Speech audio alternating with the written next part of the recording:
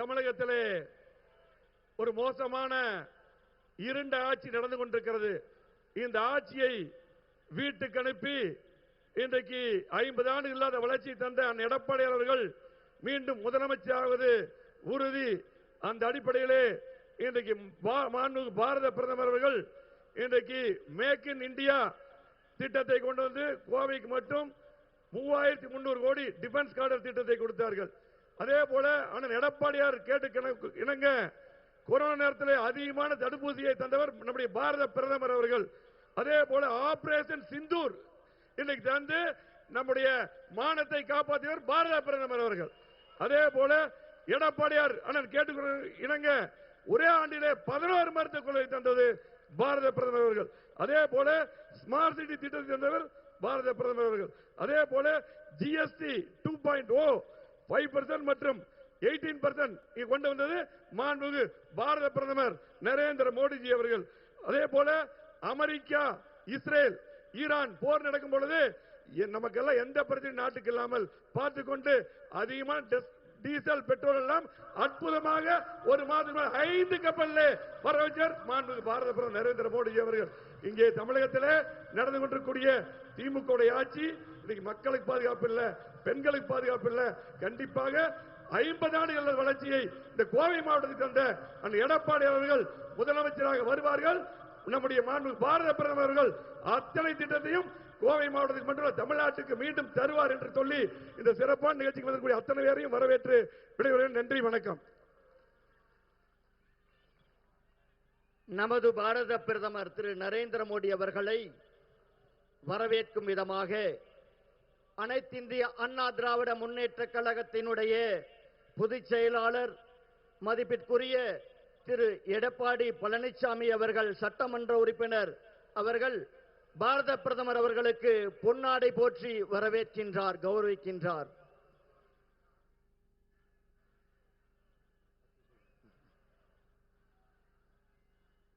பாரத் மாதா கி, மக்களை காப்போம், மக்களை காப்போம். அடுத்தபடியாக பாரதிய ஜனதா கட்சியினுடைய மாநிலத்தினுடைய தலைவர் திரு நயினா நாகேந்திரன் மற்றும் முன்னாள் மாநிலத்தினுடைய தலைவர் திரு அண்ணாமலை IPS அவர்கள் பாரத பிரதமர் நரேந்திர மோடி அவர்களுக்கு திரு டாக்டர் எல் முருகன் அவர்கள் பண்ணாரி மாரியம்மன் கோவிலினுடைய உருவப்படத்தை கொடுத்து சிறப்பிக்கின்றார்கள். அடுத்தபடியாக பாரதிய ஜனதா கட்சியினுடைய மாநிலத்தினுடைய திரு எடப்பாடி திரு SP வேலுமணி அவர்கள் 1000 ஆண்டுகள் பழமையான பேரூர் பட்டீஸ்வரர் கோவிலினுடைய வரலாற்று சிறப்புகளை நமது பாரத பிரதமர் அவர்களுக்கு கொடுத்து சிறப்பிக்கின்றார்கள். நிகழ்வின் அடுத்தபடியாக கொங்கு மண்டலத்தினுடைய மட்டுமல்லாமல் இந்த தேசத்தினுடைய அனைத்து பகுதிகளும் இளைஞர்களுடைய எழுச்சி நாயகனாக இருந்து கொண்டு இந்த மிக சிறப்பாக செயல்பட்டுக் கொண்டிருக்கின்ற திரு கே அண்ணாமலை IPS அவர்கள் நம்மிடையே சிறப்புரையாற்றுவார்.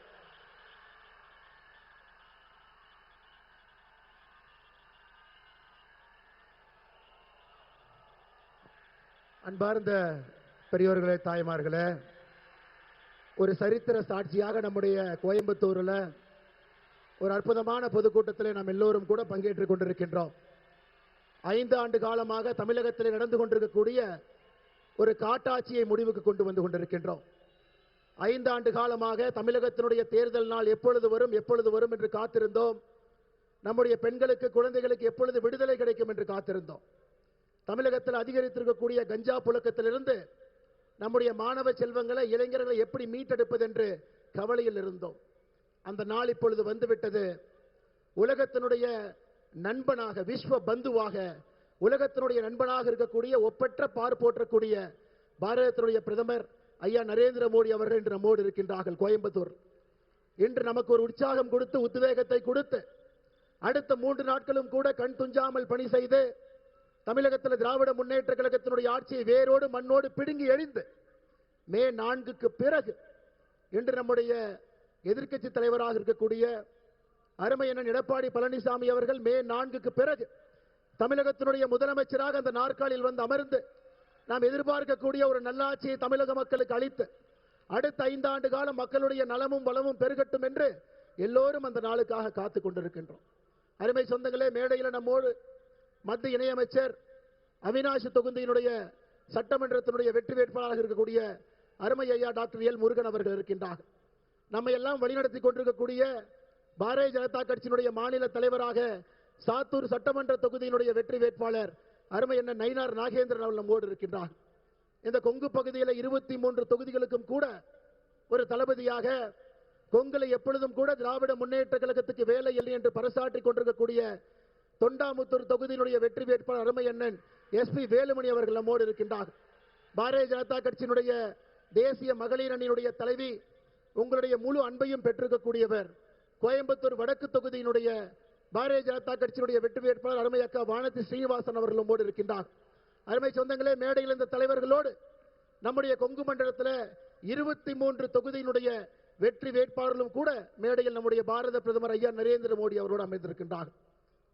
மதுராந்தகத்தில் ஆரம்பித்தோம், கட்சிகளாக இருந்தோம், கூட்டணி அமைத்தோம், மதுரைக்கு வந்தோம், ஒன்றாக இணைந்தோம், திருச்சிக்கு சென்றோம், மக்களுக்கு நாம் என்னவென்று சொன்னோம், நாகர்கோவில்ல நம்முடைய வலிமையை காட்டினோம், கோயம்புத்தூர்ல வெற்றிக்கான பறைசாற்றலை செய்து கொண்டிருக்கின்றோம். அருமை சொந்தங்களே, பாரத பிரதமர் ஐயா நரேந்திர மோடி அவர்கள் மதுராந்தகத்தில் ஆரம்பித்து நம்மோடு தேர்தல் காலம் முழுவதும் நம்மோடு மதுராந்தகத்திலிருந்து கோயம்புத்தூர் வரை நம்முடைய கையை பிடித்து வழிநடத்தி இங்கே கொண்டு வந்து விட்டிருக்கின்றார்கள். நம் எல்லோருக்கும் தெரியும், ஏப்ரல் 23ஆம் தேதி தமிழகத்தினுடைய அரசியல் களத்தில் ஒரு மிக மிக முக்கியமான தேர்தல் என்பது நமக்கு தெரியும். இந்த தேர்தல் என்பது ஒரு குடும்ப ஆட்சியை வீட்டுக்கு அனுப்புகின்றோம், சட்டம் ஒழுங்க சரி செய்கிறோம், கஞ்சா புழக்க வழக்கத்தை கட்டுப்படுத்துறோம், தமிழகத்தில் ஏழை மக்களுக்கான ஒரு ஆட்சியை கொண்டு வருகின்றோம், broker middleman commission corruption collection இல்லாத ஒரு ஆட்சியை அடுத்த 5 ஆண்டு காலத்துக்கு நிறுவப் போகின்றோம். குழந்தைகள் பெண்களை மையப்படுத்தி அவர்களுக்கு முக்கியத்துவம் கொடுத்த ஒரு ஆட்சியை மே 4 தமிழகத்தில் பார்க்க போகின்றோம். இதெல்லாம் நடக்க வேண்டும் என்றால் தமிழகத்தில் நாம் எல்லோரும் தெளிவாக இருக்க வேண்டும்.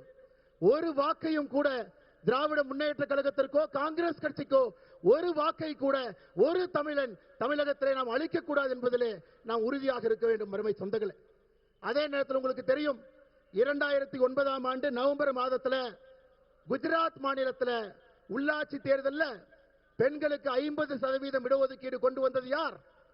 2009 குஜராத்தில் உள்ளாட்சி தேர்தலில் பெண்களுக்கு 50% இடஒதுக்கீடு கொடுத்தது இந்தியாவுடைய முன்னோடியாக அன்று குஜராத்தினுடைய முதலமைச்சராக இருந்த பாரத பிரதமர் நரேந்திர மோடி அவர்கள். அருமை சொந்தங்களே, அதே போல 2016 பிப்ரவரி மாதம் தமிழகத்தில் உள்ளாட்சியில் பெண்களுக்கு 50% இடஒதுக்கீடு கொடுத்தது யார்? அன்று தமிழகத்தினுடைய முதலமைச்சராக இருந்த புரட்சி தலைவி அம்மா ஜெயலலிதா அவர்கள். இருவரும் பெண்களுக்காக எப்பொழுதும் தன்னுடைய ஆட்சியில அவர்களை மையப்படுத்தி ஆட்சி நடத்தியிருக்கின்றார்கள். அருமை சொந்தங்களே, நேற்று பாராளுமன்றத்தில் பாரத பிரதமர் ஐயா நரேந்திர மோடி அவர்கள் பெண்களுக்காக தாய்மார்களுக்காக 2029 பாராளுமன்ற தேர்தலில் 33% இடஒதுக்கீடு கொண்டு வருவதற்காக கொண்டு வந்த மசோதாவை தோற்கடித்தது யார்? காங்கிரஸ் கட்சியும் திராவிட முன்னேற்ற கழகமும். அருமை சொந்தங்களே, தமிழன விரோதிகள் மட்டுமல்ல, இந்தியாவில் இருக்கக்கூடிய ஒரு பெண்களுக்கும் விரோதியாக ஒரு கட்சி இருக்குன்னா அது திராவிட முன்னேற்ற கழகம் காங்கிரஸ் கட்சியும். தமிழகத்தினுடைய எம்பி அதிகப்படுத்தி 39 59, தென்னிந்தியாவினுடைய எம்பி 129 195 விகிதாச்சார அடிப்படையில் யாருக்கும் எந்த குறையும் இல்லாம எல்லா மாநிலத்திற்கும் 50% உயர்வு, யாருக்கும் எந்த பிரச்சனை இல்லை. அப்படி இருந்தும் திராவிட முன்னேற்ற கழகத்திற்கும் காங்கிரசுக்கும் பிரச்சனை. இந்த சரித்திர மசோதாவை தோற்கடித்திருக்கின்றார்கள். அருமை சொந்தங்களே, நான் உங்களிடம் வைக்கக்கூடிய வேண்டுகோள், மேலே இருக்கக்கூடிய தலைவர்கள் சார்பாக பெண்களுடைய குரல் பாராளுமன்றத்திலே ஒலிக்கக்கூடாது, சட்டமன்றத்திலே ஒலிக்கக்கூடாது என்று அந்த மசோதாவை தோற்கடித்த காங்கிரஸ் கட்சிக்கும் திராவிட முன்னேற்ற கழகத்துக்கும் தமிழகத்தில் ஒரு சகோதரி தாய்மார் உங்க வாக்கை நீங்கள் கொடுக்க கூடாது என்று உங்களுடைய பாதத்தை தொட்டு நான் அன்போடு கேட்டுக்கொள்கின்றேன். ஏப்ரல் 23ஆம் தேதி உங்களுடைய குரலை நசுக்க முயற்சித்த 2 கட்சிகளுக்கும் நீங்கள் ஒரு வாக்கை கூட அளிக்க கூடாது. அருமை சொந்தங்களே, ஒரு போர்படை தளபதிகள் போல் நாம் அமர்ந்திருக்கின்றோம். அடுத்த 3 நாட்கள் நமக்கு முக்கியமான நாட்கள். களத்திலே நாம் இருக்க வேண்டும், கண் துஞ்சாமல் பணியாற்ற வேண்டும். ஒரு வாக்கையும் கூட இரட்டை இலைக்கு, நம்முடைய தாமரைக்கு, நம்முடைய குக்கர் சின்னத்திற்கு, நம்முடைய மாம்பழத்திற்கு தேசிய ஜனநாயக கூட்டணியுடைய எல்லா தலைவர்களுக்கு, வேட்பாளர்களுக்கு அதை கொண்டு வந்து சேர்த்த வேண்டிய ஒரு பொறுப்பு, மிகப்பெரிய பொறுப்பு நம்முடைய கட்சி நமக்கு கொடுத்திருக்கின்றார். எப்படி எழுச்சியோடு நாம் இங்கே வந்திருக்கின்றோமோ இதே எழுச்சியோடு அடுத்த 3 நாட்களும் கூட நாம் பணி செய்து திராவிட முன்னேற்ற கழகம் தமிழகத்தினுடைய வரலாற்றில் இது எப்பொழுதும் ஆட்சிக்கு வர முடியாது என்கின்ற தீர்ப்பை ஏப்ரல் 23ஆம் தேதி அந்த தீர்ப்பை நீங்கள் அளிக்க வேண்டும் என்ற அன்போடு, பரிவோடு, பாசத்தோடு இந்த நேரத்தில் கேட்டுக்கொள்கின்றேன். அருமை சொந்தங்களே, இன்னைக்கு நம்முடைய பாரத பிரதமருக்கு ஒரு அற்புதமான வரவேற்பு கொடுப்பதற்காக உங்களிடம் ஒரு வேண்டுகோள் வைக்கின்றேன். உங்க கையில் இருக்கக்கூடிய தொலைபேசி எடுங்க, டார்ச் ஆன் பண்ணுங்க, அதை பிரதமருக்கு காட்டுங்க. தமிழகத்தினுடைய இருட்டாட்சியிலிருந்து வெளிச்சம் வேண்டும் என்று காட்டுங்கள். மக்கள் வெளிச்சத்தை நோக்கி செல்ல வேண்டும் என்று காட்டுங்கள். தமிழகத்தில் திராவிட முன்னேற்ற கழகத்தினுடைய இருட்டாட்சி முடிவுக்கு கொண்டு வர வேண்டும் என்று சொல்லுங்கள். ஏப்ரல் 23ஆம் தேதி தமிழகத்தில் எல்லோருக்கும் விடுதலை கிடைக்க வேண்டும் என்று சொல்லுங்கள். அருமை சொந்தங்களே, உங்கள் கையில் இருக்கக்கூடிய செல்போன் இருக்கக்கூடிய லைட்டை பாரத பிரதமர் நரேந்திர மோடி அவர்களுக்கு, நம்முடைய வாக்காளர் பெருமக்களுக்கு நீங்கள் காட்டி உங்களுடைய உற்சாகத்தை வெளிப்படுத்திக் கொண்டிருக்கின்றீர்கள். அதற்காக நன்றி தெரிவித்து மேடையில் இருக்கக்கூடிய எல்லா நம்முடைய அன்பு சொந்தங்களும் 23 வெற்றி வேட்பாளரும் சட்டமன்றத்தில் வெற்றி பெற்று 23 குரல்கள் தேசிய ஜனநாயக கூட்டணி சார்பாக ஒலிக்க வேண்டும் என்று எல்லா வல்ல இறைவனை நான் கும்பிடக்கூடிய சிவனை வேண்டிக் கொள்கின்றேன். நாம் எல்லோரும் சேர்ந்து அதை சாத்தியப்படுத்துவோம்.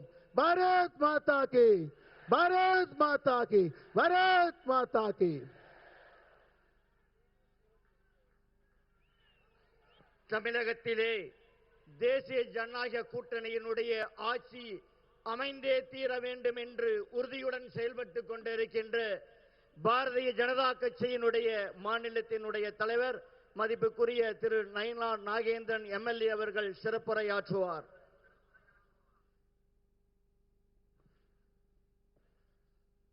ஜெய் ஸ்ரீராம், ஜெய் ஜெய் ஸ்ரீராம். அனைவருக்கும் வணக்கம். நடைபெற இருக்கிற சட்டமன்ற தேர்தலில் ஏப்ரல் 23ஆம் தேதி நடைபெற இருக்கிற சட்டமன்ற பொது தேர்தலில் தேசிய ஜனநாயக கூட்டணிக்கு வாக்குகளை சேர்க்கின்ற, ஆதரவு கேட்கின்ற நாளாக குஜராத் மாநிலம் தந்த நல்முத்து, நல்மதை நதிக்கரையின் நாயகன், உலகெங்கும் வாழும் தமிழர்களுக்கு மட்டுமல்ல உலகெங்கும் வாழும் இந்தியர்களின் ஒப்பற்ற தலைவராக விளங்கிக் கொண்ட மாண்புமிகு பாரத பிரதமர் நரேந்திர மோடி அவர்களே இன்றைய எதிர்க்கட்சி தலைவர். மே மாதம் 4ஆம் தேதிக்கு பிறகு தமிழகத்துடைய முதலமைச்சர் அண்ணன் இபிஎஸ் அவர்களே, டாக்டர் எல் முருகன் அவர்களே, கொங்கு மண்டலத்தின் தளபதி வேலுமணி அவர்களே, திருமதி வானதி சீனிவாசன் அவர்களே, இளைஞருடைய எழுச்சி நாயகன் அண்ணாமலை அவர்களே, இந்த நிகழ்ச்சியில் கலந்து கொண்டிருக்கின்ற வேட்பாளர்கள், தேசிய ஜனநாயக கூட்டணியுடைய தலைவர்களுடைய வழியாக அவருடைய பொறுப்பாக மேடையில் அமைந்திருக்கின்ற அனைத்து தேசிய ஜனநாயக கூட்டணியுடைய பொறுப்பாளர்கள், வருகை தந்திருக்கின்ற அத்துணை நல்ல உள்ளங்களுக்கும் எனது பணிகலந்த வணக்கத்தை நான் தெரிவித்துக் கொள்கிறேன். நமது முன்னாள் மாநிலத்தில் அண்ணாமலை அவர்கள் குறிப்பிட்டு பேசியதை போல ஒருவேளை இந்த தேர்தலில் ஏதாவது மாற்றம் நிகழுமே ஆனால் இந்த தமிழ்நாடு என்னாகும்? இந்த தமிழ்நாடு என்னாகும்? ஒரு நிமிடம் சிந்தித்து பார்க்க வேண்டும். இந்த மேடையிலே வந்திருக்கிறது மாண்புமிகு பாரத நரேந்திர மோடி அவர்கள். இந்த தமிழகத்திற்கு ஓராண்டு காலத்தில் 10-15 தடவைகள் வந்திருக்கிறார்கள். 14.5 லட்சம் கோடி ரூபாய் தந்திருக்கிறார்கள் தமிழகத்திற்கு. 14.5 லட்சம் கோடி ரூபாய் தந்த மகான் நம்முடைய பாரத பிரதமர் நரேந்திர மோடி அவர்கள். இன்றைக்கு முதலமைச்சராக கூடிய ஸ்டாலின் ஒண்ணுமே தரலங்கிறார். ஏன்னா அவருக்கு ஒண்ணுமே தெரியாது. தமிழ்நாட்டில் என்ன நடைபெறுகிறது என்பதை தெரியாது. குக்கிராமங்களில் கஞ்சா விற்பனையாகிறது, கள்ளச்சாராயம் விற்பனையாகிறது. 2 வயது பெண் குழந்தை கஞ்சா போதைப் பொருள் போட்டு 2 வயது பெண் குழந்தை, அவருடைய உடலிலே இரத்த காயம். எவ்வளவு மோசமான சூழ்நிலை! 2 வயது குழந்தை முதல் 70 வயது பெண்கள் வரையிலும் சட்டம் ஒழுங்கு சரியில்லை. சட்டம் ஒழுங்கு சரியில்லை. சட்ட ஒழுங்கை பாதுகாக்க தவறியது தமிழ்நாடு முதலமைச்சர் ஸ்டாலின் அவர்கள். மறுக்க முடியுமா? ஆனால் இன்றைக்கு நமது பாரத பிரதமர் அவர்கள் புதுச்சேரிக்கு வந்துவிட்டு சென்னையிலே ஒரு நாள் தங்கியிருந்தார்கள். நாங்கள் கோர் கமிட்டி கூடியிருந்தோம். அப்பொழுது வரவேற்புரை ஆற்றுவதற்கு நான் சொன்னேன், விஸ்வகுரு பாரத பிரதமர் நரேந்திர மோடிஜி அப்படின்னு சொன்னேன். அவங்க சொன்னாங்க, ஐ ஆம் நாட் விஸ்வகுரு, ஐ ஆம் விஸ்வ பந்து, உலக தலைவர்களின் நண்பன் நான். அதனுடைய அர்த்தம் என்ன தெரியுமா? ஈரான் நாட்டிலே குண்டு மழை பொழிகிறது, இஸ்ரேல் குண்டு வீசுகிறது, அமெரிக்கா குண்டு வீசுகிறது, ஹாரிஸ் நீர்மனை மூடியிருக்கிறது. ஆனால் இந்திய நாட்டு கப்பல் போனால், மோடிஜி பெயரை சொன்னால் அந்த ஹாரிஸ் நீர்மனை அப்படியே திறக்கிறது.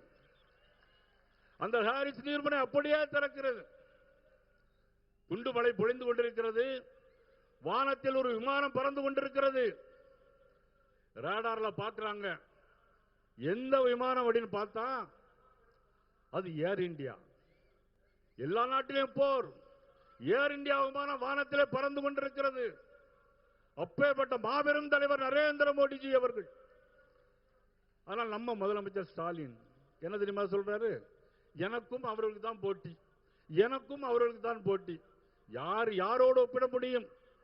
உலக தலைவர்கள் எல்லாம் மண்டிட்டு இருக்கக்கூடிய நேரத்தில் ஒரு தமிழ்நாடு மாநிலத்தினுடைய ஒரு முதலமைச்சர் எனக்கும் அவருக்கு தான் போட்டி. வெக்கமாக இல்லையா? சட்ட ஒழுங்கு சரியில்லை, கஞ்சா விற்பனை எல்லா இடங்களும் நடைபெறுகிறது. ஆனால் நீங்கள் எனக்கு அவர்கள் தான் போட்டி. ஆனால் இன்றைக்கு அண்ணன் எடப்பாடி பழனிசாமி அவர்கள் போகிற இடம் எல்லாம் மக்கள் வெள்ளம். நாங்கள் என்று சினிமா நடிகர் அல்ல, மிகச்சிறந்த பேச்சாளர்களும் அல்ல. ஆனால் மக்கள் போகிற வழி எல்லாரும் கையை காட்டுகள் அசைக்கிறார்கள். அடுத்தது நீங்க தான், அடுத்தது நீங்க தான் எல்லாரும் சொல்றாங்க, மக்கள் சொல்றாங்க. அப்பேற்பட்ட இந்த கூட்டணி நிச்சயமாக வெல்ல வேண்டும். அனைவரும், அனைத்து தேசிய ஜனநாயக கூட்டணி தலைவர்கள் அனைவரும் நீங்கள் ஒன்றுபட்டு உழைக்க வேண்டும். உழைத்து தேசிய ஜனநாயக கூட்டணியுடைய ஆட்சியை கொண்டு வர வேண்டும். மே 4ஆம் தேதிக்கு அப்புறம் சட்டமன்றத்தில் எடப்பாடி பழனிசாமி என்னும் நான் இந்த குரல் கேட்க வேண்டும். அதற்காக அனைவரும் பாடுபட வேண்டும். இந்த கூட்டத்திற்கு வருகை தந்த மாண்புமிகு பாரத பிரதமர் நரேந்திர மோடி அவர்களை மீண்டும் ஒரு முறை வருக வருக என வரவேற்று அமைகிறேன். நன்றி, வணக்கம். அடுத்தபடியாக அனைத்திந்திய அண்ணா திராவிட முன்னேற்ற கழகத்தின் பொதுச் செயலாளரும்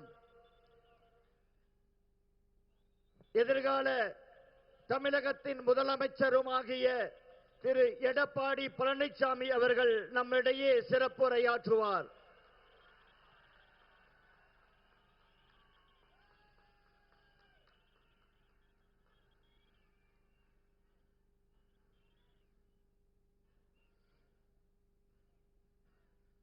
பொன்மனச்செம்மல் புரட்சி தலைவர் எம்ஜிஆர் அவர்களையும் இதயம் புரட்சி தலைவி அம்மா அவர்களையும் வணங்கி, தமிழகம் மட்டுமல்ல இந்தியாவே இன்றைய தினம் கோயம்புத்தூர் நகரை திரும்பி பார்த்துக் கொண்டிருக்கின்றது.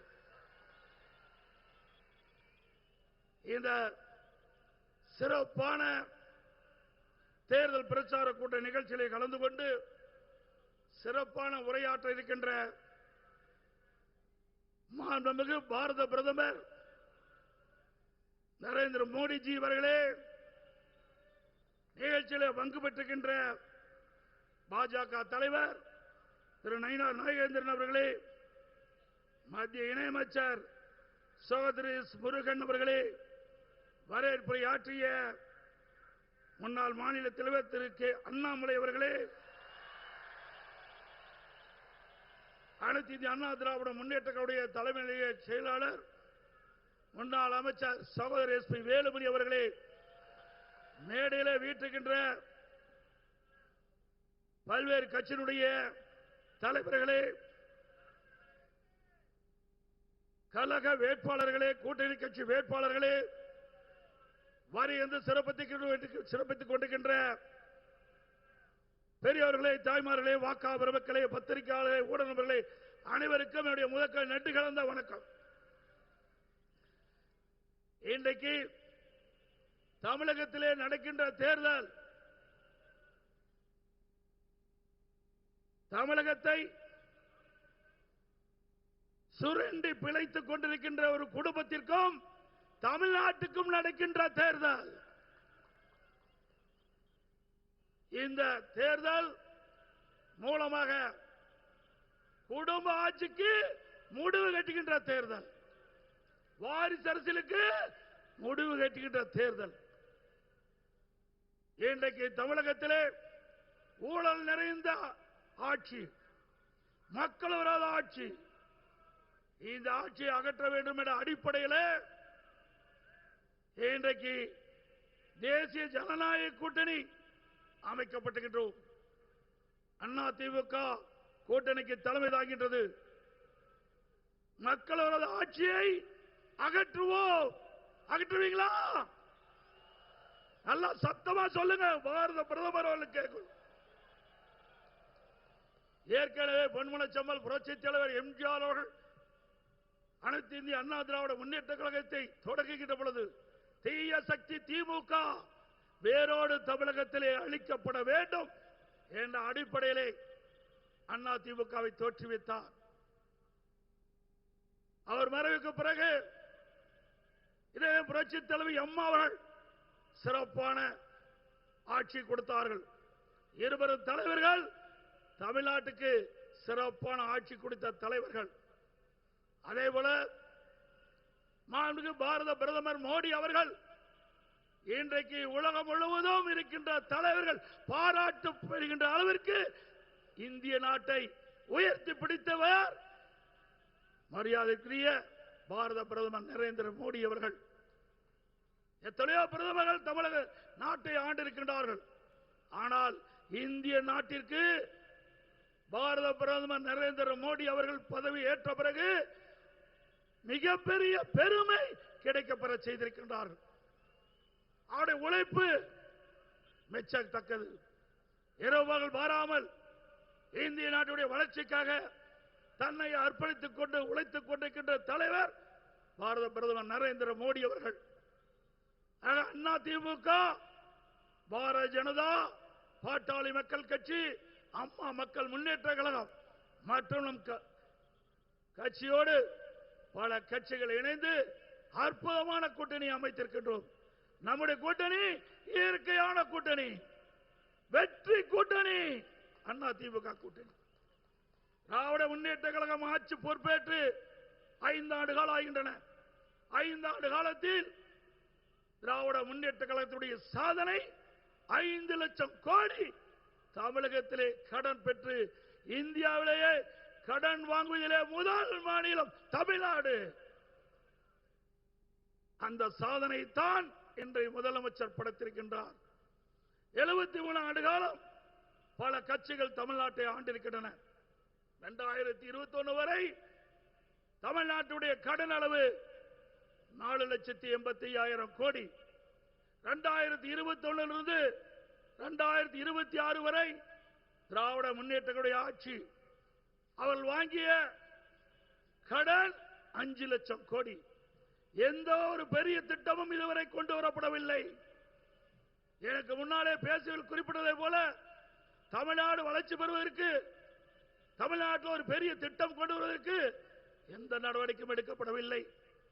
ஆனால் அதிமுக ஆட்சி இருக்கின்ற பொழுது மத்திய அரசோடு இணக்கமாக இருந்து தேவையான திட்டங்களை பெற்றோம், தேவையான நிதிகளை பெற்றோம். தமிழகம் ஏற்றம் பெற்றது. இந்தியாவிலேயே தமிழகம் முதன்மை மாநிலம் என்ற பெருமையை அதிமுக ஆட்சி அடைந்தோம். இன்றைக்கு மத்தியிலே பாரதிய ஜனதா ஆட்சி இருக்கின்ற பொழுது பாரத பிரதமரிடத்தில் வேண்டுகோள் வைத்தோம். அவருடைய வேண்டுகோளை ஏற்று கங்கை புனரமைப்பதை போல நம்முடைய காவிரி நதி ஜீவநதி, நடந்தாய்வாளி காவிரி, இரு அவைகளுடைய கூட்டத்திலே மேதகு குடியரசுத் தலைவர் உரையிலே இடம்பெற செய்து இன்றைய தினம் 11,600 கோடி மத்திய அரசு இந்த திட்டத்திற்கு நிதி ஒதுக்கீடு செஞ்சிருக்குது. ஆனால் அந்த திட்டத்தை நிறைவேற்ற இன்றைய முதலமைச்சர் முயற்சி செய்யவில்லை, முடக்கி வைத்திருக்கின்றார். ஆனால் பேசுவது மத்திய அரசிலிருந்து எந்த திட்டம் வரவில்லை, எந்த நிதியும் கொடுக்கவில்லை, தமிழகத்தை மத்திய அரசு வஞ்சிக்கிறது என்று ஒரு அவதூறு பிரச்சாரத்தை பரப்பி வருகிறார். திரு ஸ்டாலின் அவர்களே, மத்தியிலே ஆளுகின்ற பாரதிய ஜனதா அரசாங்கம், மரியாதைக்குரிய பாரத பிரதமர் நரேந்திர மோடி அவர்கள் நமக்கு கொடுத்த வாக்குறுதியின் அடிப்படையிலே நடந்தாய்வாளி காவிரி திட்டத்திற்கு 11,600 கோடி ஒதுக்கி இருக்கின்றார். அதை ஏன் செயல்படவில்லை?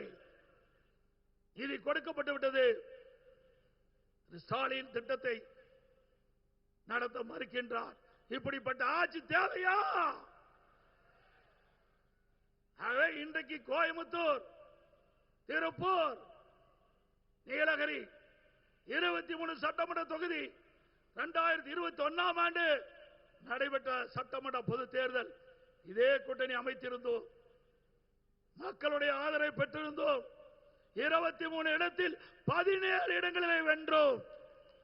23 இடத்தில் 17 சட்டமன்ற தொகுதி வென்ற கூட்டணி தேசிய ஜனநாயக கூட்டணி. இன்றைக்கும் அதே கூட்டணி அமைத்திருக்கிறோம். 23 சட்டமன்ற தொகுதியும் 100க்கு 100 வெற்றி பெறும் தேசிய ஜனநாயக கூட்டணி. அண்ணா திமுக தலைமை தாங்குகின்ற கூட்டணி 100க்கு 100 வெற்றி பெறும். அதுவும் கோவை மாவட்டம் இன்றைக்கு அண்ணா திமுக கோட்டை 10 இடம். 2021 10 இடம். 10 இடத்திலும் அண்ணா திமுக நம்முடைய கூட்டணி வெற்றி பெற்று ஒரு இடம் கூட திமுகவுக்கு கிடைக்கவில்லை. அவர்கள் ஆட்சியில் இருந்திருக்கலாம், ஆனால் இங்கே ஆட்சி செய்தது நம்முடைய கூட்டணி. அதே போல நடைபெற்ற சட்டமன்ற பொது தேர்தல் 234 இடங்கள், அதிலே அண்ணா திமுக தலைமையில் அமைக்கப்பட்ட தேசிய ஜனநாயக கூட்டணி 210 இடங்களிலே வெல்லும் வெல்லும். நம்முடைய கோயம்புத்தூர் மாநகரத்திலே பல்வேறு திட்டங்களை நிறைவேற்றி கொடுத்திருக்கின்றோம். அதே போல நீலகிரியிலே பல்வேறு திட்டங்கள். நாம் கேட்ட மருத்துவக் கல்லூரி மாண்புமிகு பாரத பிரதமர் ஊட்டியிலே மிகப்பெரிய மருத்துவக் கல்லூரி மருத்துவமனை கொடுத்திருக்கின்றார். திருப்பூர் மாவட்டத்திற்கு அற்புதமான மருத்துவக் கல்லூரி மருத்துவமனை கொடுத்திருக்கின்றார். இதை விட என்ன வேண்டும்? ஒரே ஆண்டில் மத்திய அரசாங்கம் நாம் கேட்டுக்கொண்ட அந்த கோரிக்கையை ஏற்று தமிழ்நாட்டு மக்களுடைய நன்மை கருதி 11 மருத்துவக் கல்லூரி கொடுத்து இன்றைக்கு நமக்கு ஒரு மிகப்பெரிய அடையாளத்தை கொடுத்திருக்கின்றார். இந்த மாவட்டம், இங்கே கோவை மாவட்டம், நீலகிரி மாவட்டம், திருப்பூர் மாவட்டம், 3 மாவட்டம் ஒன்றாக நடந்து இந்த கூட்டம் நடந்து இருக்குது. இந்த 3 மாவட்டத்தில் 2 மாவட்டம் ஊட்டி, திருப்பூர் 2 இடத்தில் 2 மருத்துவக் கல்லூரியை கொடுத்த அரசு மத்திய அரசு. திமுக ஆட்சிக்கு வந்து 5 ஆண்டுகள் ஆகிறது. ஒரு மருத்துவக் கல்லூரி உங்களால் கொண்டு வர முடிஞ்சதா? 2011-2021 வரை அண்ணா திமுக ஆட்சியிலே 17 அரசு மருத்துவக் கல்லூரி மருத்துவமனை, 7 சட்டக் கல்லூரி, 21 பாலிடெக்னிக் கல்லூரி, 68 கலை மற்றும் அறிவியல் கல்லூரி, 4 பொறியியல் கல்லூரி, 4 வேளாண்மை கல்லூரி, 5 கால்நடை மருத்துவக் கல்லூரி ஆராய்ச்சிகளையும் கொண்டு வந்து இந்திய திருநாட்டிலே பட்ட படிப்பதிலே முதல் மாநிலம் தமிழ்நாடு. ஆக திரு ஸ்டாலின் அவர்களே, எப்பொழுது பார்த்தாலும் அண்ணா திமுக ஆட்சியிலே எந்த திட்டத்தையும் நிறைவேற்றவில்லை என்று தவறான கருத்தை, அவதூறான கருத்தை பரப்பி வருகிறார். அதை நிறுத்திக் கொள்ளுங்கள். அண்ணா திமுக ஆட்சி ஒரு பொற்கால ஆட்சி. அமைக்கப்படுகின்ற கூட்டணி வலிமையான கூட்டணி. மத்தியிலே பாரத பிரதமர் அவர்கள் இந்த தமிழகம் மட்டுமல்ல, இந்திய நாட்டில் அனைத்து மாநிலத்துடைய வளர்ச்சியை இன்றைக்கு அவருடைய தலைமையிலே பார்க்கின்றோம். கோவை விமான நிலையம் நாங்கள் இருக்கின்ற போல நிலத்தை கொடுத்தோம். இன்று வரை நிலத்தை மத்திய அரசுக்கு முழுமையாக ஒப்படைக்காத காரணத்தினால் விமான நிலையம் இன்னும் முழுமை பெறவில்லை. ஆக திராவிட முன்னேற்ற கழகம் எப்பொழுதெல்லாம் ஆட்சிக்கு வருதோ அப்பொழுதெல்லாம் ஊழல் நிறைந்த ஆட்சியாக இருக்கும், மக்களோட ஆட்சியாக இருக்கும். இன்றைய தினம் போதைப் பொருள் விற்பனை, எங்கே பார்த்தாலும் போதைப் பொருள் விற்பனை. கஞ்சா விற்காத இடமே இல்லை. இதனால சிறுமிகள் பாதிக்கிறாங்க, பெண்கள் பாதிக்கிறாங்க, பாட்டியம்மா கூட பாதிக்கிறாங்க. அப்படிப்பட்ட அவல ஆட்சி தேவையா? சிந்தித்து பாருங்கள். இந்த தேர்தல் மூலமாக திராவிட முன்னேற்ற கழகத்தை வீழ்த்துகின்ற தேர்தல் தமிழகத்திலே 3 மாதம் ஆட்சி அமைந்துடனே 3 மாதத்தில் இன்றைக்கு தமிழகத்தில் இருக்கின்ற இந்த கஞ்சாவை முழுமையாக அறவாக ஒழிக்கப்படும். தமிழகம் போதைப் பொருள் இல்லாத மாநிலமாக உருவாக்குவோம். தமிழகத்திற்கு தேவையான திட்டங்களை மத்தியிலிருந்து பெறுவோம். தமிழ்நாட்டு மக்கள் என்ன எண்ணுகின்றார்களோ அந்த எண்ணப்படி மத்திய அரசோடு இணைந்து பணியாற்றி நமக்கு தேவையான நிதிகளை பெற்று தேவையான திட்டங்களை பெற்று தமிழ்நாடு இந்தியாவிலே நம்பர் 1 மாநிலம் என்ற பெருமையை உருவாக்குவோம் என்று சொல்லி மேடைகளை வீட்டுக்கின்ற நம்முடைய அற்புதமான வேட்பாளர்கள், சிறப்பாக பணியாற்றக்கூடிய வேட்பாளர்கள், அனைத்து இந்திய அண்ணா திராவிட முன்னேற்ற கழக வேட்பாளருக்கு இரட்டை சின்னத்திலே வாக்களியுங்கள். பாட்டாளி மக்கள் கட்சி வேட்பாளருக்கு மாம்பழ சின்னத்திலே வாக்களியுங்கள். பாரதிய ஜனதா கட்சி வேட்பாளருக்கு தாமரை சின்னத்திலே வாக்களியுங்கள். அம்மா மக்கள் முன்னேற்ற கழக வேட்பாளருக்கு குக்கர் சின்னத்திலே வாக்களித்து மற்றும் நம் கூட்டணியில் அங்கம் வைக்கின்ற கட்சியினுடைய வேட்பாளர்களுக்கு அவரோடு நிற்கின்ற சின்னத்திலே வாக்களித்து 234 தொகுதியிலும் கூட்டணி வேட்பாளர் போட்டியிடுகிறோம். அத்தனையில் 210 இடங்களில் வெல்லுவதற்கு நீங்கள் முழு ஆதரவு கொடுக்க வேண்டும் என்று சொல்லி இங்கே அமர்ந்திருக்கின்ற அனைத்து வேட்பாளர்களும் வெற்றி பெற செய்ய வேண்டுமாய் இருகரம் கூப்பி வேண்டி கேட்டு விடைபெறுகின்றேன். நன்றி, வணக்கம்.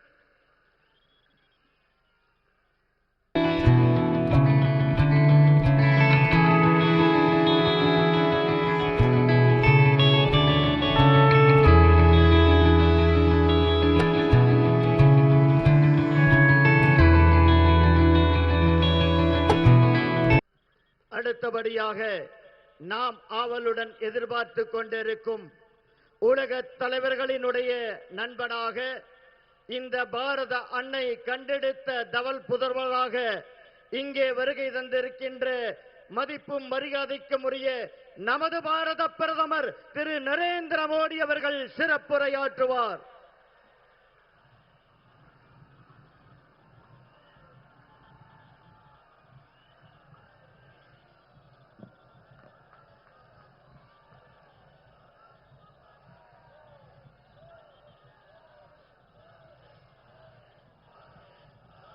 Shri Edappadi K Palaniswami,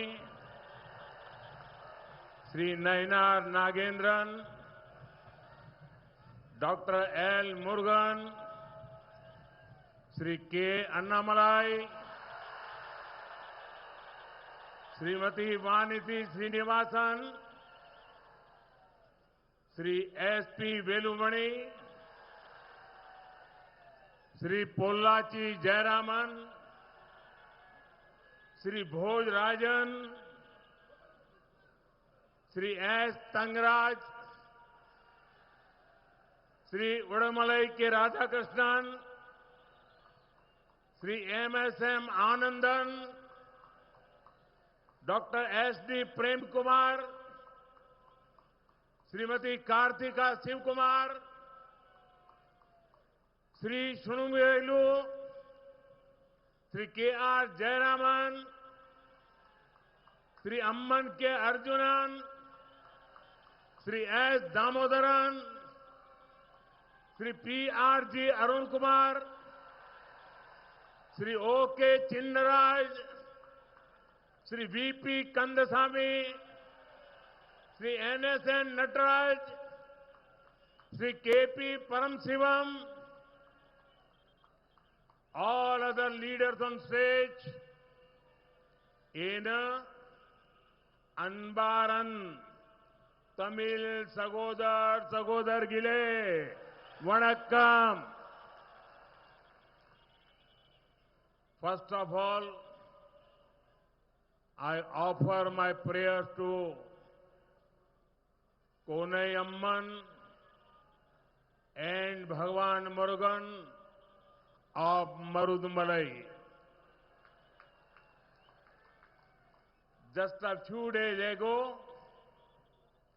my Tamil brothers and sisters celebrated Puthandu across the world. I take this opportunity to wish all of you good health, happiness, and prosperity. மேடையிலே வீற்றிருக்கின்ற அனைத்து தலைவர்களே, என் அன்பார்ந்த தமிழ் சகோதர சகோதரிகளே, வணக்கம். கோனி அம்மனுக்கும் மருதமலை முருகப்பெருமானுக்கும் முதற்கண் நான் என் பிரார்த்தனைகளை காணிக்கையாக்குகின்றேன். சில நாட்களுக்கு முன்புதான் உலகெங்கிலும் இருக்கும் என் தமிழ் சகோதர சகோதரிகள் புத்தாண்டு தினத்தை கொண்டாடினார்கள். இந்த வாய்ப்பினை பயன்படுத்தி நான் உங்கள் அனைவரின் உடல் நலம், சந்தோஷம், நல்வளம் ஆகியவற்றுக்காக என் நல்வாழ்த்துக்களை தெரிவிக்கின்றேன். A new year brings new hope and new energy. In this time of new beginnings, a new chapter is being written in the politics of Tamil Nadu. Tamil people are giving one clear message. NDA is in, DMK is out. புத்தாண்டு என்பது புதிய நம்பிக்கை, புதிய சக்தியை கொண்டு வருவது. புதிய தொடக்கம் எனும் இந்த வேளையிலே தமிழ்நாட்டின் அரசியலில் ஒரு புதிய அத்தியாயம் எழுதப்பட்டுக் கொண்டிருக்கின்றது. தமிழ் மக்கள் தெளிவான ஒரு செய்தியினை அளிக்கிறார்கள். என்டிஏவின் வெற்றி, திமுகவின் வெளியேற்றம். Friends, Kongu Nadu, especially Kovai, is a land of hard-working and affectionate people. You have always stood firmly with the politics of development with BJP, NDA. और इसलिए मैं जब भी यहां आता हूं, मुझे एक अपनेपन का भाव महसूस होता है. கொங்கு நாட்டு மக்களே, குறிப்பாக கோவை கடும் உழைப்பாளிகளுக்கும் பாசமிகு மக்களுக்கும் சொந்தமான பூமி. வளர்ச்சி அரசியலுக்கு பக்கபலமாக பிஜேபி தேசிய ஜனநாயக கூட்டணிக்கு உற்ற தோழனாக நீங்கள் எப்போதுமே உறுதியாக இருந்து வந்திருக்கிறீர்கள். ஆகையால்தான் நான் இங்கே எப்போது வந்தாலும் நான் உங்களில் ஒருவனாக உணர்கின்றேன். आज अपनों के बीच मैं अपनी पीड़ा और अपना गुस्सा व्यक्त करना चाहता हूं. In 2023, we passed the Nari Shakti Vandan Abhiyan, Adhiniyam. And on the 16th of this month, we took a historic step to move towards implementing women's reservation in Parliament and legislative assemblies. மக்களே, இன்று நம்மவர்களிடையே நான் என்னுடைய வருத்தத்தையும் என்னுடைய ஆதங்கத்தையும் முன்வைக்க விரும்புகின்றேன். 2023ஆம் ஆண்டிலே நாம் பெண்கள் இடஒதுக்கீட்டு சட்டத்தை நிறைவேற்றினோம். இந்த மாதம் 16ஆம் தேதியன்று நாடாளுமன்றத்திலும் சட்டப்பேரவைகளிலும் பெண்கள் இடஒதுக்கீட்டை அமல் செய்யும் வரலாற்று பூர்வமான அடியெடுப்பை படியினை நாம் எடுத்து வைத்தோம். मैंने पर्सनली सारी पॉलिटिकल पार्टी से इसे सपोर्ट करने की अपील की थी. I told them very clearly that they may take the credit. I have no objection. I only wanted sisters from ordinary families to be able to come to Parliament and Vidhan Sabha in greater numbers. தனிப்பட்ட முறையிலே கூட நான் எல்லா அரசியல் கட்சிகளிடமும் ஆதரவு கோரினேன்.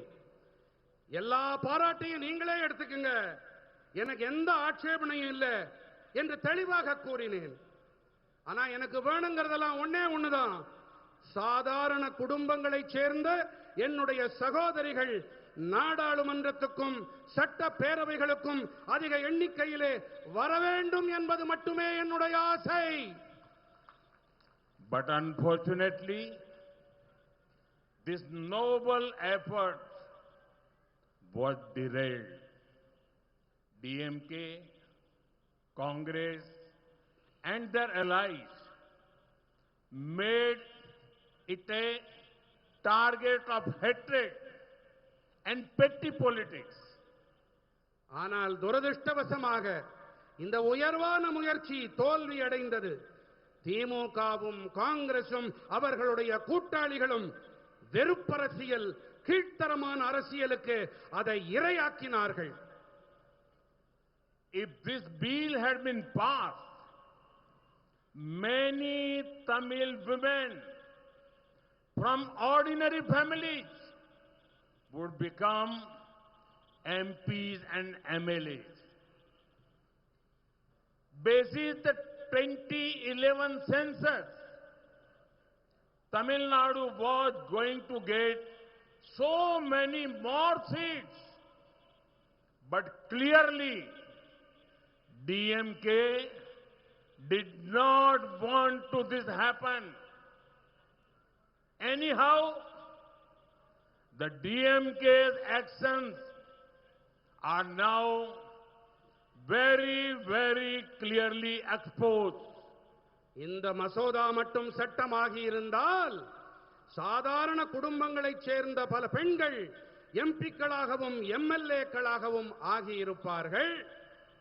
2011ஆம் ஆண்டு மக்கட்தொகை கணக்கெடுப்பின்படி தமிழ்நாட்டிற்கு அதிக இருக்கைகள் கிடைப்பதாக இருந்தது. ஆனால் தெளிவாக இதை திமுக விரும்பவில்லை. இப்போது திமுகவின் செயல்கள் தெளிவாக அம்பலமாகிவிட்டன, குட்டு வெளிப்பட்டு விட்டது.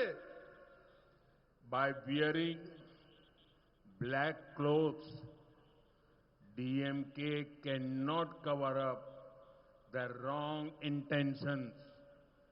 I want to tell the DMK that people know your black deeds.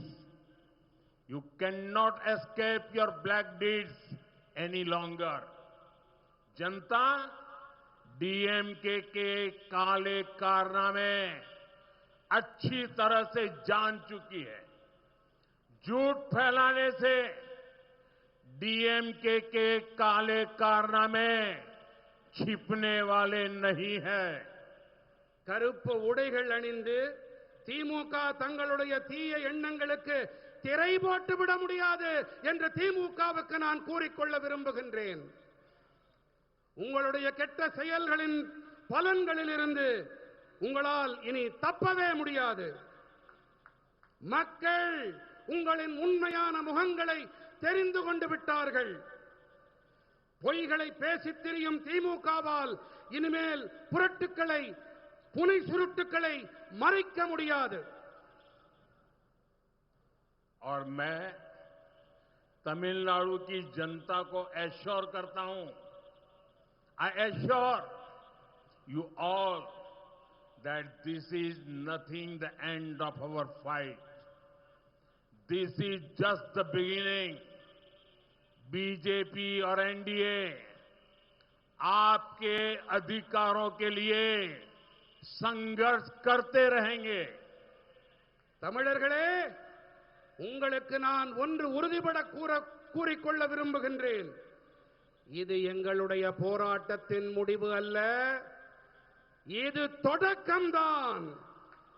பிஜேபியும் தேசிய ஜனநாயக கூட்டணியும் உங்களுடைய உரிமைகளுக்காக தொடர்ந்து போராடி வருவார்கள். இது என்னுடைய உறுதிப்பாடு.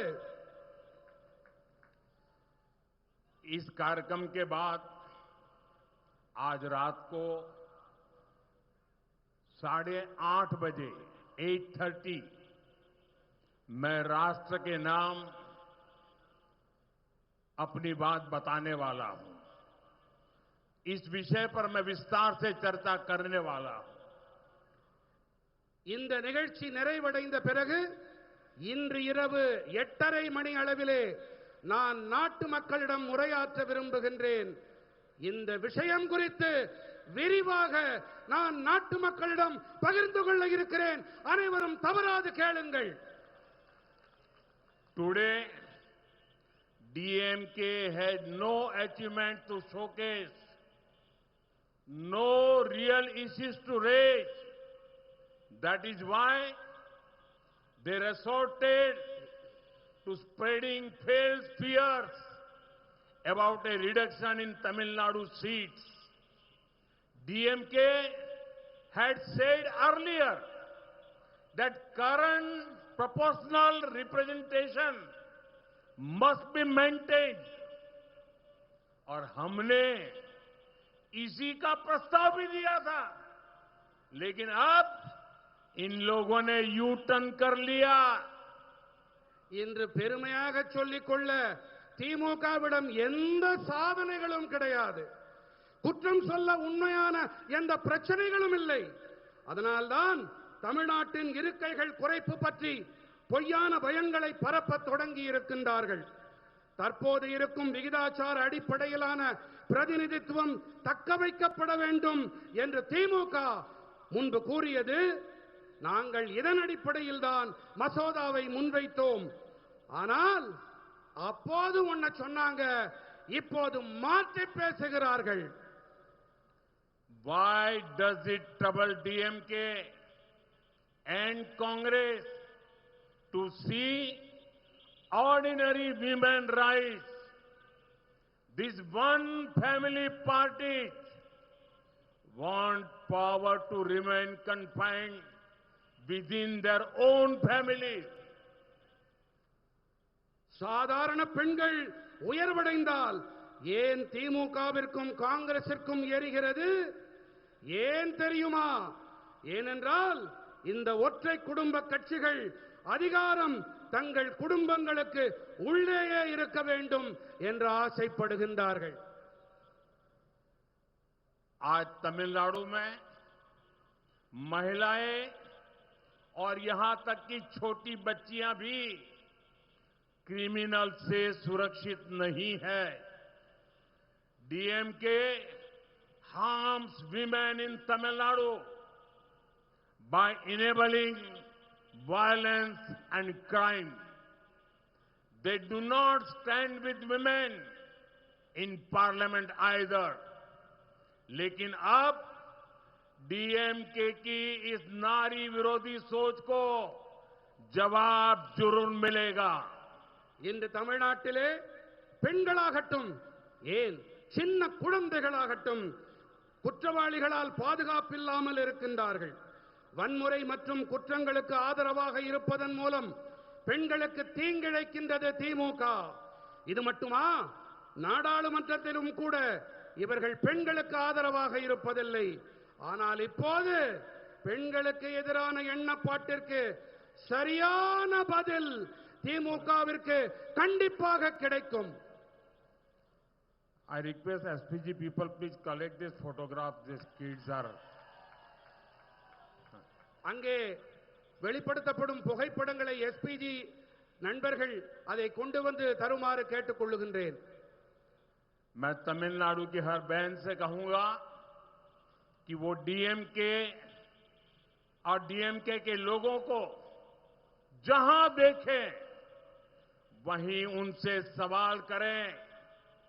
Ask them why they oppose a bill meant to ensure women's representation. Ask DMK why they denied Tamil women this golden opportunity. And on April 23rd, give them a clear and powerful message. நான் தமிழ்நாட்டின் ஒவ்வொரு சகோதரியிடமும் கூறிக்கொள்ளுகின்றேன், திமுக காரர்களை நீங்கள் எங்கே பார்த்தாலும் அங்கே அவர்களிடம் கேள்வி எழுப்புங்கள். பெண்களின் பிரதிநிதித்துவத்தை உறுதி செய்யும் மசோதாவினை ஏன் அவர்கள் எதிர்த்தார்கள் என்று கேளுங்கள். பெண்களுக்கான இந்த பொன்னான வாய்ப்பை ஏன் தமிழ் பெண்களுக்கு மறுத்தார்கள் என்று கேளுங்கள். மேலும் ஏப்ரல் மாதம் 23ஆம் தேதி என்று தெளிவான பலமான செய்தியினை அவர்களுக்கு நீங்கள் அளியுங்கள்.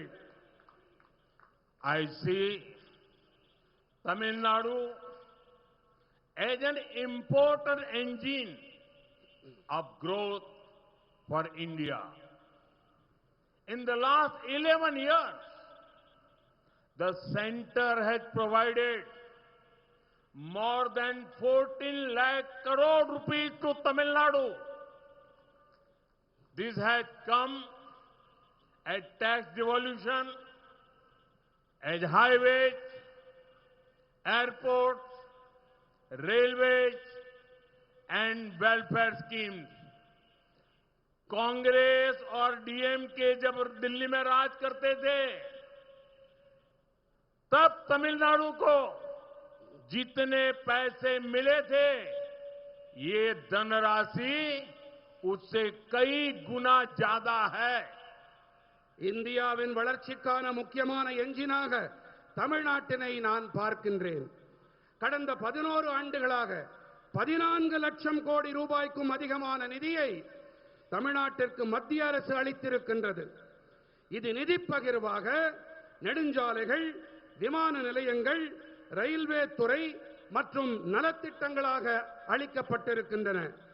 காங்கிரசும் திமுகவும் ஆட்சி செய்த காலத்திலே தமிழ்நாட்டிற்கு அளிக்கப்பட்ட நிதியை விட இந்த தொகை பல மடங்கு அதிகம். Over the past 5 years, two things have increased to record levels in Tamil Nadu. The first is one family's wealth, and the second is Tamil Nadu's death. The DMK's top family is becoming richer and richer, while the debt on each person of Tamil Nadu is becoming more and more. நண்பர்களே, கடந்த 5 ஆண்டுகளாக தமிழ்நாட்டிலே 2 விஷயங்கள் சாதனை அளவுகளை எட்டியிருக்கின்றன. முதலாவதாக ஒரு குடும்பத்தின் சொத்து, இரண்டாவது தமிழ்நாட்டின் கடன். தமிழ்நாட்டின் உச்சபட்ச குடும்பம் மேலும் மேலும் பணக்காரர்களாகி வருகின்றார்கள். ஆனால் தமிழ்நாட்டிலே ஒவ்வொருவர் மீதும் இருக்கின்ற கடனோ மேலும் மேலும் மேலும் கூடிக்கொண்டே போகின்றது. DMK's policy is by the family, of the family, and for the family. CM, same family. Deputy CM, same family. Prominent MP in Delhi, same family. Film, media houses, many such things controlled by one family.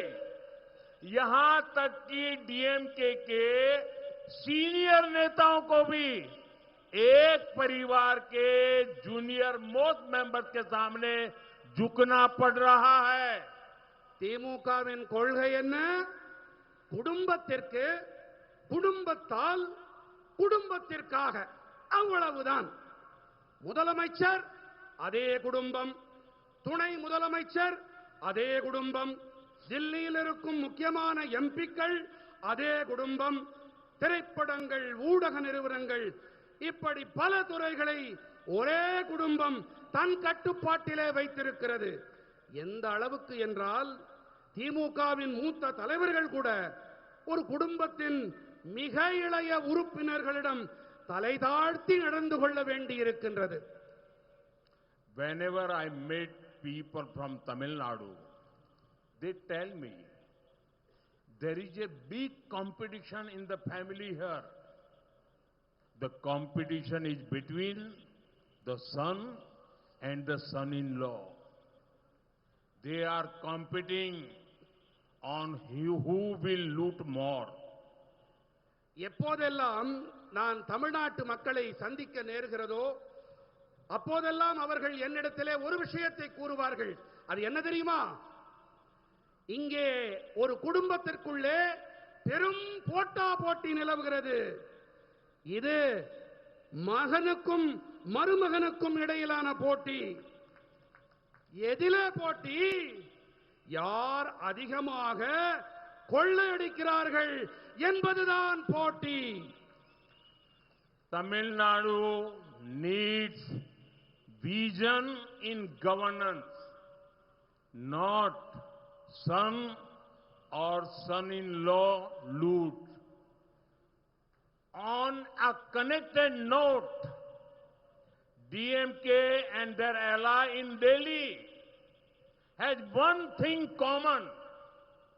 In both, the son-in-law had done quote-unquote wonders, and India is fed up of one son-in-law. Tamil Nadu is fed up of another son-in-law. इन दोनों परिवारों के भ्रष्टाचार से जनता बहुत परेशान है. ஆளுகையில் தொலைநோக்கு தான் இன்று தமிழ்நாட்டுக்கு அத்தியாவசியமான தேவை. மகன் மருமகன் அடிக்கும் கொள்ளை அல்ல. அதேபோல திமுகவிலும் தில்லியில் அவர்களுடைய கூட்டாளிக்கும் இடையே ஒரே ஒரு ஒற்றுமை. இரண்டு கட்சிகளிலும் மருமகன்கள் மேற்கோள் என்னவென்றால் அதிசயங்களை நிகழ்த்தி இருக்கின்றார்கள். இந்தியா ஒரு மகனால் ஒரு மருமகனால் சலித்து போய்விட்டது. இன்னொரு மருமகனால் தமிழ்நாட்டு சரித்து போய்விட்டது. இந்த இரண்டு குடும்பங்களின் ஊழலால் மக்கள் பெரும் வேதனையில் இருக்கின்றார்கள். But look at the contrast between DMK and BJP. Take the example of a proud son of Coimbatore, Thiru C.P. Radhakrishnan ji. No political background. He grew through honesty and hard work. For example, when he was in the choir board, he took its export to record levels. Now, a son of Coimbatore is our vice president. ஆனால் திமுகவிற்கும் பிஜேபிக்கும் இடையிலான வித்தியாசத்தை பாருங்கள்.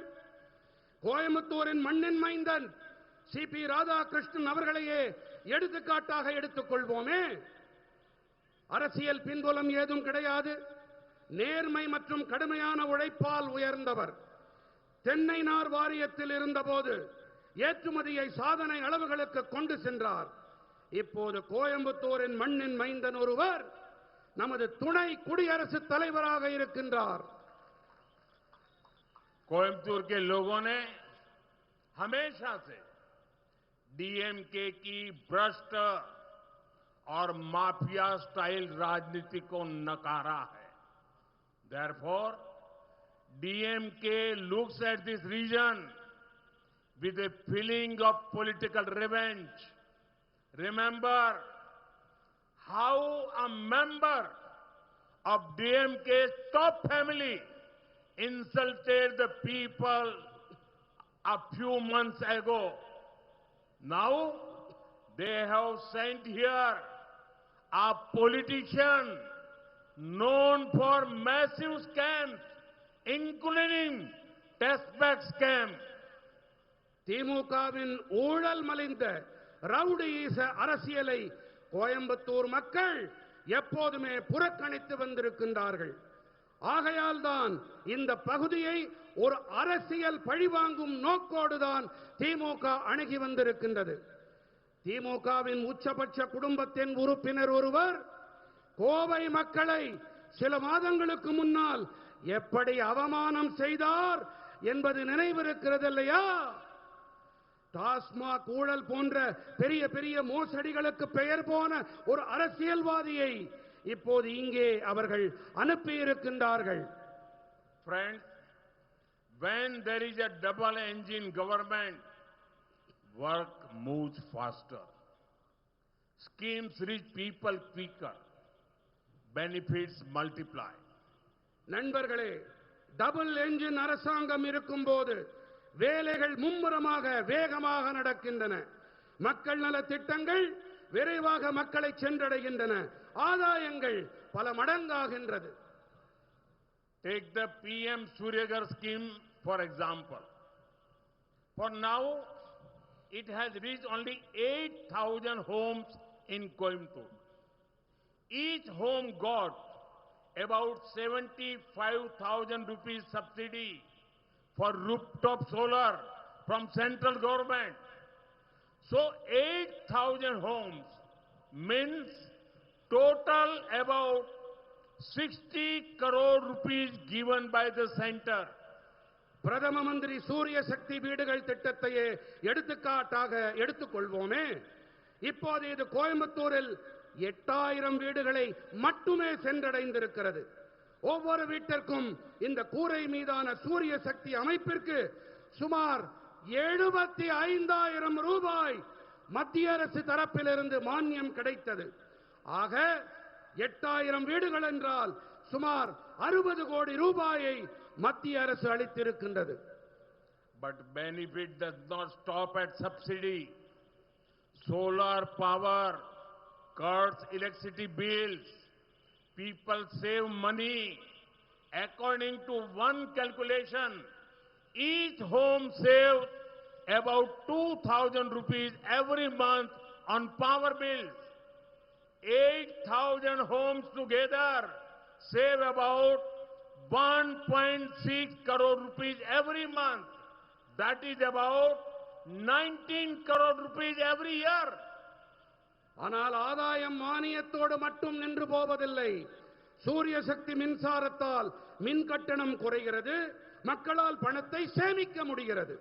மின் கட்டணத்தால் மட்டுமே ஒவ்வொரு வீடும் சுமார் 2,000 ரூபாய் மாதந்தோறும் சேமிக்கிறது என்கிறது ஒரு கணக்கீடு. 8,000 வீடுகள் ஒட்டுமொத்தமாக சுமார் 1.6 கோடி ரூபாயை ஒவ்வொரு மாதமும் சேமிக்கின்றார்கள். அப்படி என்றால் ஒவ்வொரு ஆண்டும் 19 கோடி ரூபாய் சேமிப்பு. With an active state government, if the scheme reaches 1 lakh homes, imagine the impact. The business for local solar vendors goes up. Subsidy from center to people of Coimbatore would be around 800 crore rupees. Every year, people saving on electricity would be around 250 crore rupees. सोचिए, बिजली बिलों में लगभग 250 करोड़ रुपए से भी ज्यादा की बचत. சுறுசுறுப்பாக செயல்படும் ஒரு மாநில அரசு இருந்தால் இந்த திட்டம் 1 லட்சம் வீடுகளை சென்றடைந்தால் அது ஏற்படுத்தக்கூடிய தாக்கத்தை கற்பனை செய்து பாருங்கள். சூரிய சக்தி பொருட்களை தயாரிக்கும் உள்ளூர் வியாபாரியின் வியாபாரம் அதிகரிக்கிறது. கோயம்புத்தூர் மக்களுக்கு மத்திய அரசிடமிருந்து கிடைக்கும் மானியம் சுமார் 800 கோடி ரூபாயாகும்.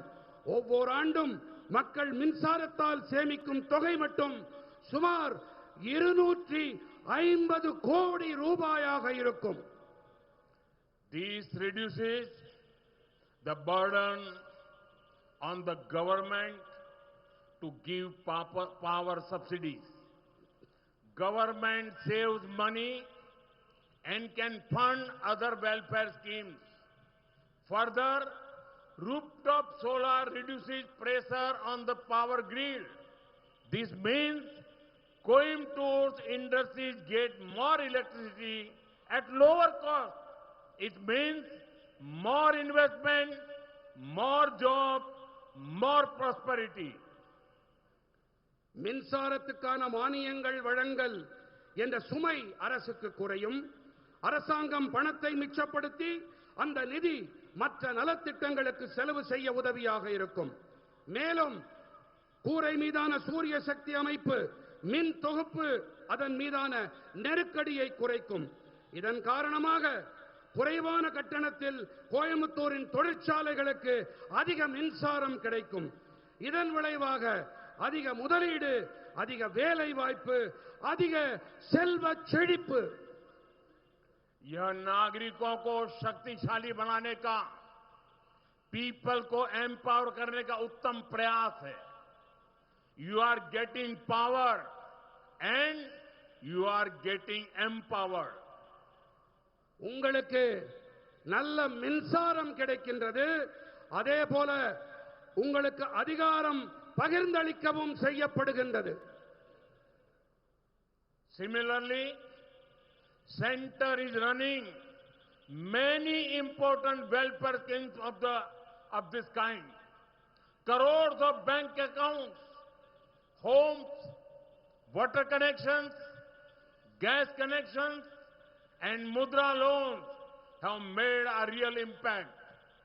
In the past decade, we have lifted 25 crore people out of poverty. That is larger than the population of many countries.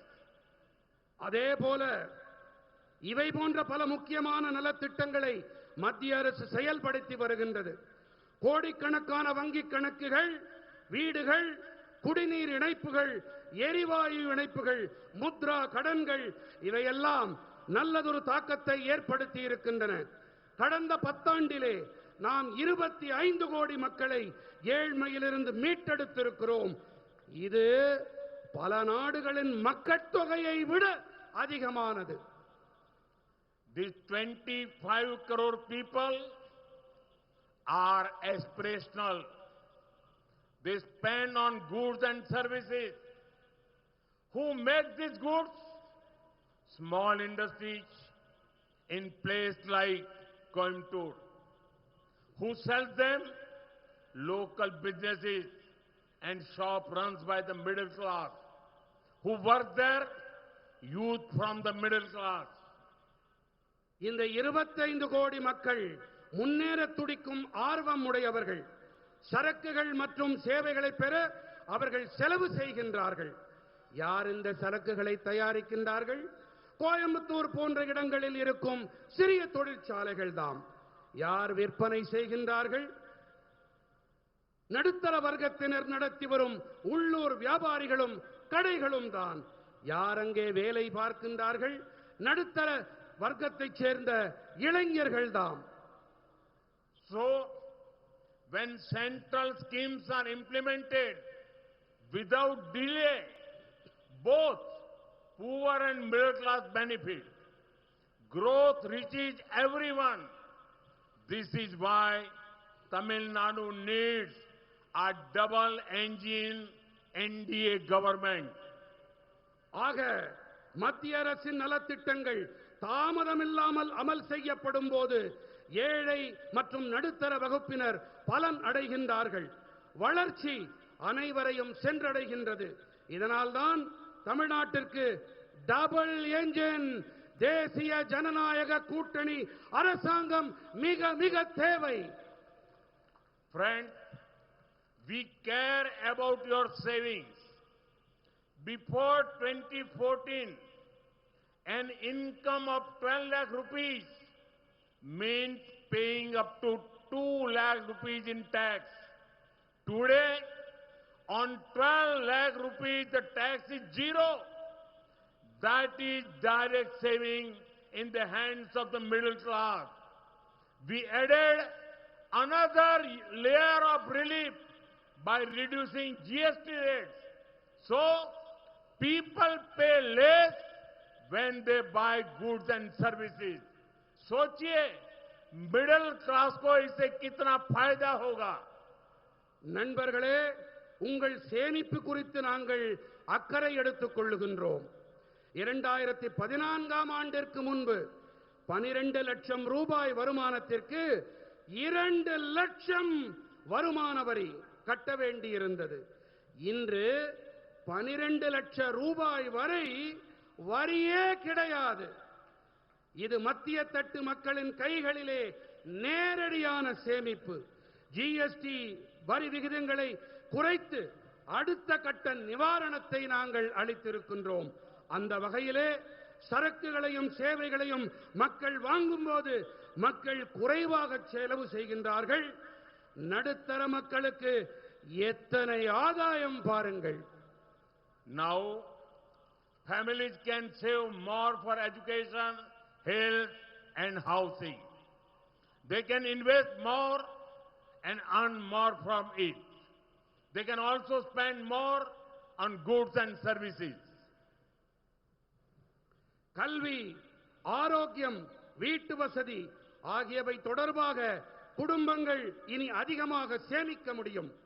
அதிக முதலீடு செய்து அதிலிருந்து அதிக வருமானம் ஈட்டிக் கொள்ள முடியும். அதேபோல சரக்குகள், சேவைகள் தொடர்பாக அதிகம் செலவும் செய்ய முடியும். When demand increases, it boosts production in factories. It supports small businesses and local markets. So tax saving drive growth across the entire economy. Bharat के एमएसएमई सेक्टर को फायदा होगा, अर्थव्यवस्था मजबूत होगी और इसका बहुत बड़ा फायदा तमिलनाडु को होगा. தேவை அதிகரிக்கும் போது தொழிற்சாலைகளில் உற்பத்தி ஊக்கப்படுகிறது. இது சிறிய வியாபாரங்கள் மற்றும் உள்ளூர் சந்தைகளுக்கு ஆதரவாக இருக்கிறது. அந்த வகையிலே சேமிப்பு காரணமாக ஒட்டுமொத்த பொருளாதாரம் முழுக்கவும் அதன் வளர்ச்சி ஊக்குவிக்கப்படுகிறது. இந்தியாவிலே சிறு குறு நடுத்தர தொழில்களுக்கு ஆதாயம் ஏற்படும், பொருளாதாரம் வலுப்பெறும். இது தமிழ்நாட்டிற்கு பெரும் ஆதாயத்தை ஈட்டித் தரும். Let us take health as a sector. Here too, you can see how we benefit each family. Under Ayushman Bharat, the poor get free treatment up to 5 lakh rupees every year.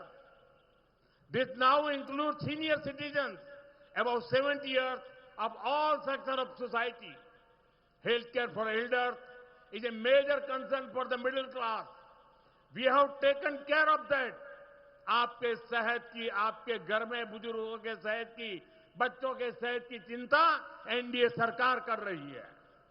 நாட்டில் உடல் நலத்துறையை எடுத்துக் கொள்வோமே, இங்கேயும் கூட ஒவ்வொரு குடும்பத்துக்கும் எப்படி ஆதாயம் ஏற்படுகிறது என்று பார்க்கலாமா? ஆயுஷ்மான் பாரதம் திட்டப்படி ஒவ்வொரு ஆண்டும் 5 லட்சம் ரூபாய் வரை இலவச சிகிச்சை ஏழை மக்களுக்கு அளிக்கப்படுகின்றது. இது இப்போது விரிவாக்கம் செய்யப்பட்டு 70 வயதுக்கு மேற்பட்ட அனைத்து தரப்பு மூத்த குடிமக்களுக்கும் அளிக்கப்படுகின்றது. நடுத்தர தட்டு மக்களுக்கு மூத்தவர்களின் உடல் நல பராமரிப்பு பெரும் கவலை தரும் விஷயம். அதற்கும் நாம் தீர்வளித்திருக்கின்றோம். உங்கள் ஆரோக்கியம், உங்கள் வீட்டு முதியோர் உடல் நலம், குழந்தைகளின் ஆரோக்கியம் ஆகியவற்றின் மீது தேசிய ஜனநாயக கூட்டணி அரசு அக்கறை கொள்ளுகின்றது. At Jan Aushadhi stores, medicines are up to 80% cheaper. Some estimates say that each family saves about 12,000 rupees every year due to this Jan Aushadhi Kendra. Kidney patients need frequent dialysis. Each session can cost thousands. But the Pradhan Mantri National Dialysis Program provides free dialysis for the poor. மக்கள் மருந்தகங்களில் மருந்துகள் 80% விலைமலிவாக இருக்கின்றது. இதன் காரணமாக ஆண்டுதோறும் ஒவ்வொரு குடும்பமும் சுமார் 12,000 ரூபாயை சேமிப்பதாக சில மதிப்பீடுகள் கூறுகின்றன. சிறுநீரக நோயாளிகளுக்கு அடிக்கடி டயாலிசிஸ் செய்ய வேண்டியிருக்கிறது. ஒவ்வொரு முறையும் இதற்கு ஆயிரக்கணக்கான ரூபாய் செலவாகின்றது. ஆனால் பிரதம மந்திரி தேசிய டயாலிசிஸ் திட்டத்தின்படி ஏழைகளுக்கு இலவச dialysis அளிக்கப்படுகின்றது. We also kept the prices of heart stents and knee implants. These several lakhs of rupees for the people. We have also removed GST on health insurance premiums. From free treatments to cheap medicines, from heart stents to kidney dialysis, we have taken steps to take care of the health of the senior citizens and the sick. यानी कम wealth खर्च करना, और top quality health support मिलना। அதே போல இருதய ஸ்டென்ட்டுகள், மூட்டு உள்வைப்புகள் ஆகியவற்றின் விலைகளுக்கு உச்சவரம்பினை நிர்ணயம் செய்தோம். இதனால் மக்களின் லட்சக்கணக்கான ரூபாய் மிச்சமானது. உடல்நல காப்பீடு தவணைகளின் மீதான ஜிஎஸ்டியை நாம் அகற்றிவிட்டோம்.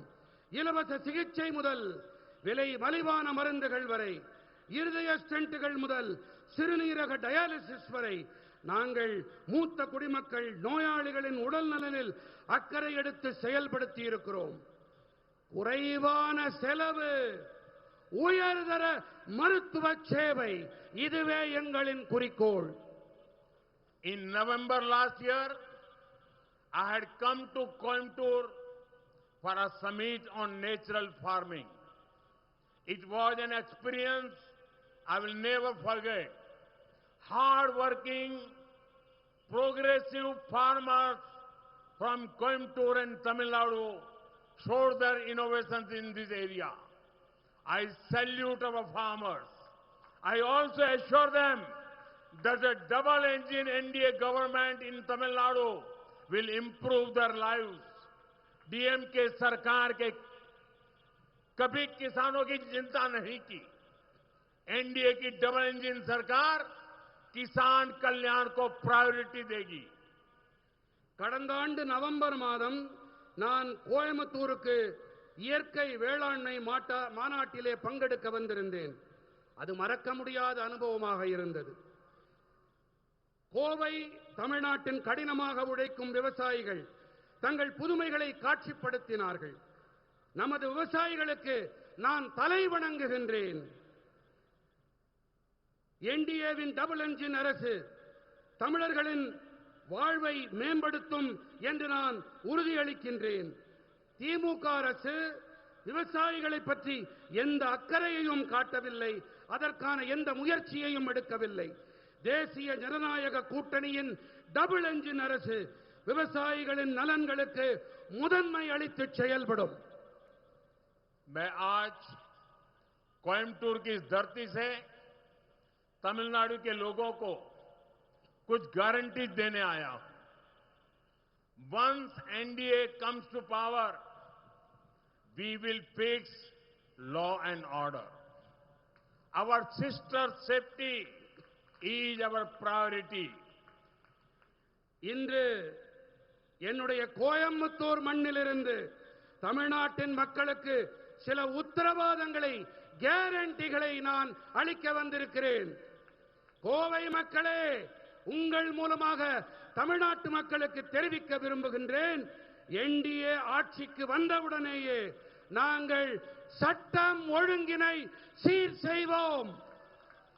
We will take strong action against land mafia, sand mafia and liquor mafia. We will create a Tamil Nadu that is free from the evil of drugs. This will save the lives of thousands of youth. நில அபகரிப்பு பெருங்குற்றவாளிகள், மணல் அள்ளும் பெருங்குற்றவாளிகள், மதுபான பெருங்குற்றவாளிகள் ஆகியோருக்கு எதிராக கடுமையான நடவடிக்கை எடுப்போம். போதைப் பொருள் என்ற தீமையினை, தமிழ்நாட்டினை, அது இல்லாத தமிழ்நாட்டினை நாங்கள் உருவாக்குவோம். இது ஆயிரக்கணக்கான இளைஞர்களின் வாழ்வினை பாதுகாக்கும். We will end the DMK's transfer posting scams and corruption. We will investigate all of DMK's scams and take action.